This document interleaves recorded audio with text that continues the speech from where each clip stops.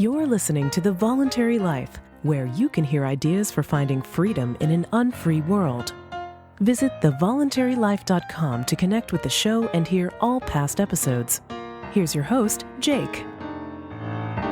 Hi, it's Jake here. Welcome to The Voluntary Life. This week I want to share with you a very interesting idea that comes from an article called The 5 Laws of Stupidity.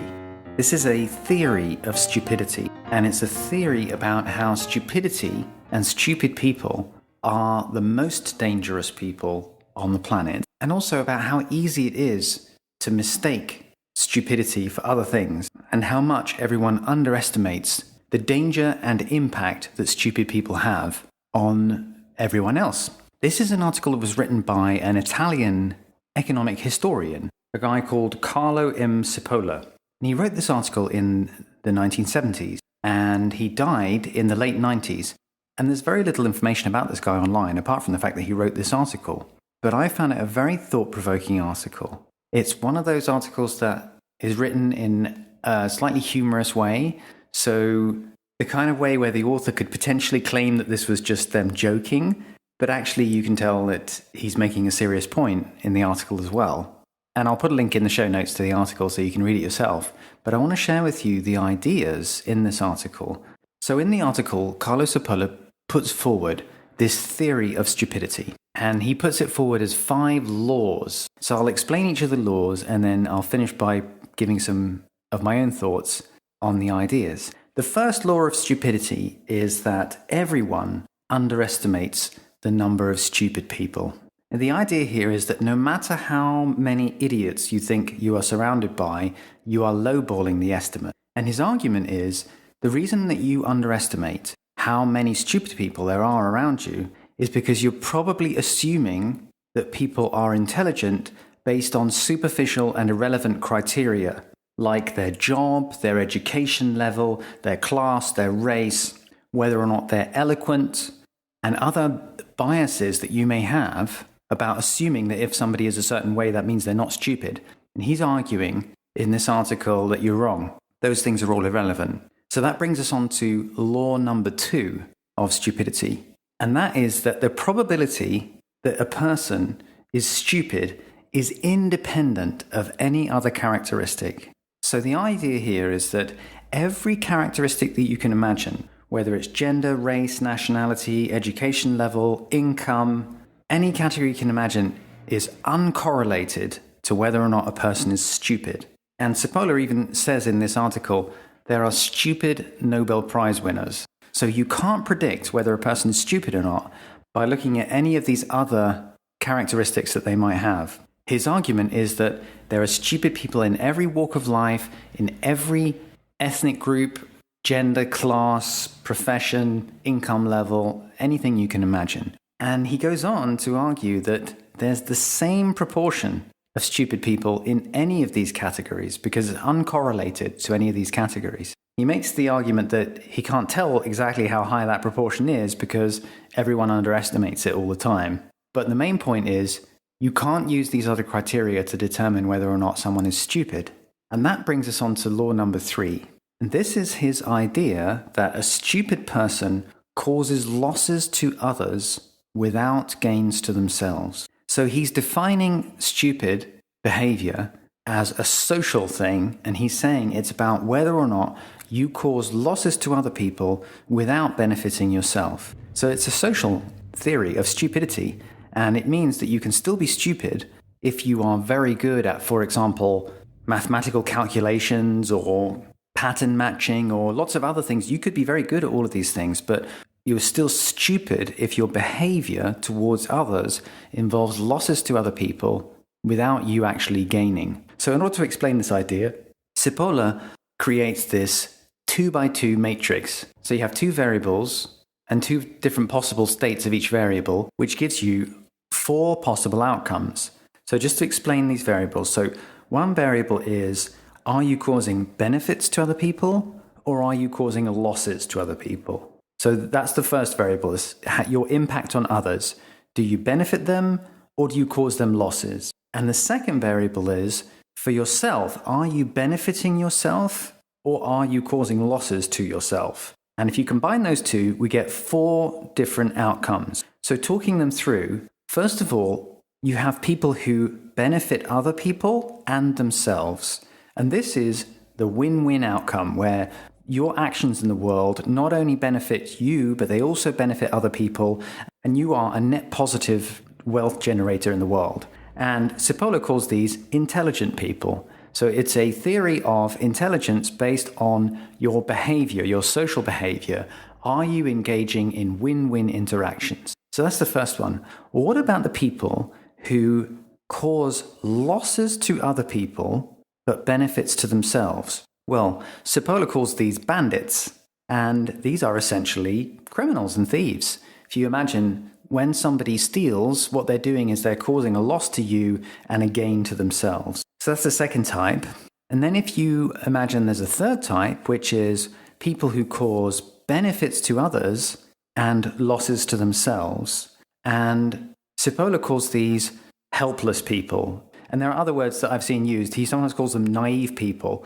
The idea here is that this is people who get taken for a ride. They benefit other people, but at a loss to themselves. And then the fourth group is what he defines as stupid people. And these are people who cause losses to others without benefiting themselves. And his idea is that a lot of the time, they're just messing things up for other people without any particular benefit to themselves. But there are also really stupid people who not only cause losses to others, but actually harm themselves actively. So stupid people are either just messing things up for everyone else without any clear gain, or even messing things up for everyone else and actually harming themselves as well in the process. And that's his theory of stupidity. That's what stupid behavior is. And of course, since this is 4 different outcomes from 2 variables, you can draw one of these 4x4 matrices that entrepreneurs love. And someone's done this. I've put it in the show notes. So you can see if you have on the x-axis loss or benefit to yourself, and on the y-axis loss or benefit to others, then in the top right-hand corner you have the intelligent people who benefit themselves and others. Then in the bottom right-hand corner you have the bandits who benefit themselves but cause losses to others. And then in the top left, you have the helpless or naive people, or sometimes called hapless people, who benefit others but not themselves. And then in the bottom left quadrant, you have the stupid people who harm others and harm themselves. I'll put that graphic in the show notes so you can see it. An interesting part of his law number 3 about defining stupid people is that he also assumes that stupid people are consistent in being stupid. In other words, they go through life constantly causing losses to other people without clear gain to themselves. So it's an interesting idea that he's putting forward, that this is not just one-off behavior. There are people who are basically messing the world up through their stupidity, and they're consistent about it. So law number 4 of stupidity, according to Cipolla, is the idea that non-stupid people underestimate the danger of the stupid. And his argument is that non-stupid people constantly forget that at all times and all places and under any circumstances, to deal with and or associate with stupid people always turns out to be a costly mistake. And his argument here is that everyone underestimates just how dangerous stupid people are. Intelligent people underestimate it, but so do bandits and so do helpless people. And that brings us on to law number 5. And this is the most interesting, I think. Stupid people are the most dangerous people on the planet.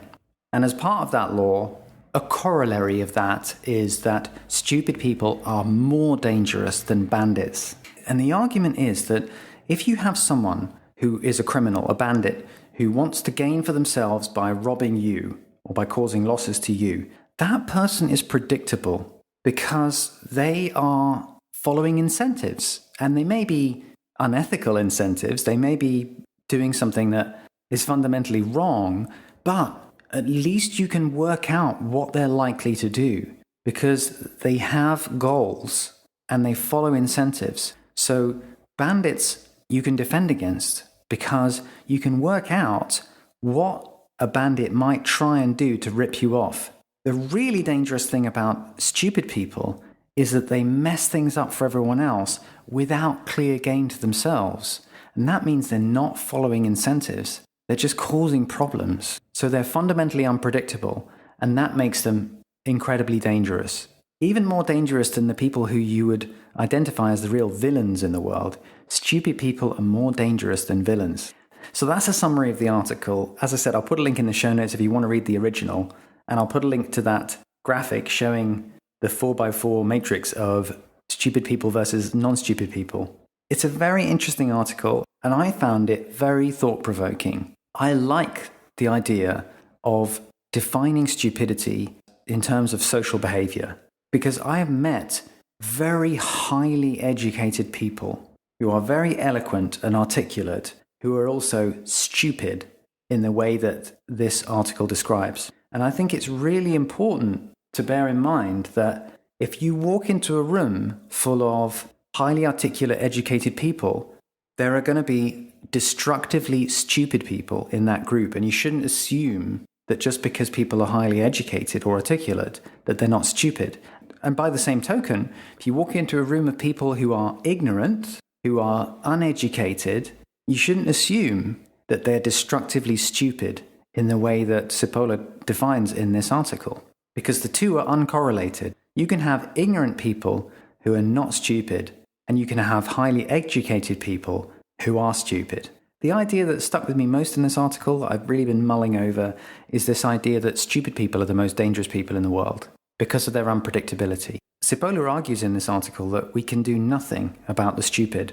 And he makes the basic argument that you can't teach stupid people. You can teach ignorant people and they can learn, but his argument is that there are people who cause havoc for everyone else regardless of learning the facts.